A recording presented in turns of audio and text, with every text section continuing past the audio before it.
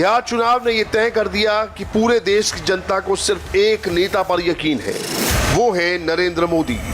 बिहार ने साबित किया कि जात पर न पात पर वोट पड़ेगा मोदी की बात पर। कोरोना काल में नरेंद्र मोदी पर हमला करने वालों को भी देख लेना चाहिए कि पूरी दुनिया कोरोना पर मोदी को सुन रही है। बिहार चुनाव के एग्जिट पोल आने तक कई तरह की चर्चाएं चल रही थी, लेकिन आज कौन कह सकता है कि नरेंद्र मोदी का जादू ढल रहा है।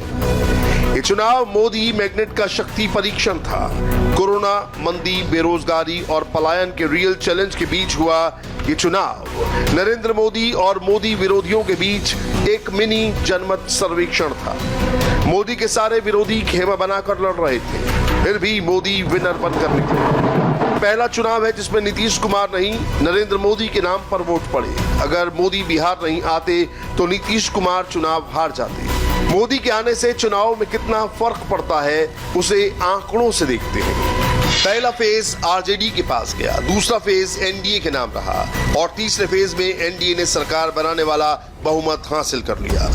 बिहार में जंगल राज नहीं, सुशासन ही चलेगा, ये नरेंद्र मोदी ने कंफर्म किया। बिहार में पहले फेज के चुनाव जहां जहां हुए वहां के चुनावी मैप पर आरजेडी का हरा रंग छाया हुआ है।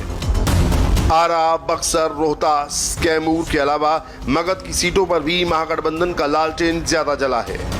मगध की 47 सीटों में से करीब 60% सीटों पर महागठबंधन का जोर रहा। नरेंद्र मोदी का चुनावी कैंपेन दूसरे दौर से जोर पकड़ा।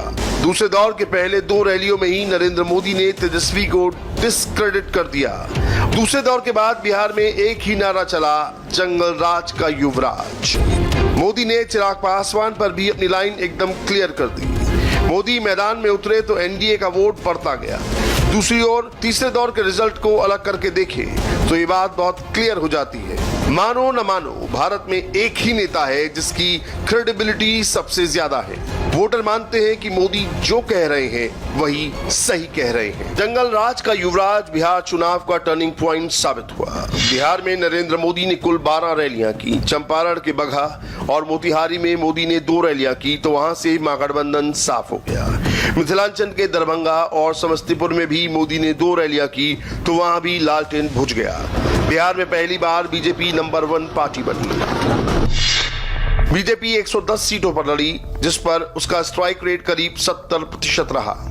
आरजेडी के साथ 61 सीटों पर बीजेपी की डायरेक्ट फाइट हुई, जिसमें बीजेपी का स्ट्राइक रेट 55% से अधिक रहा।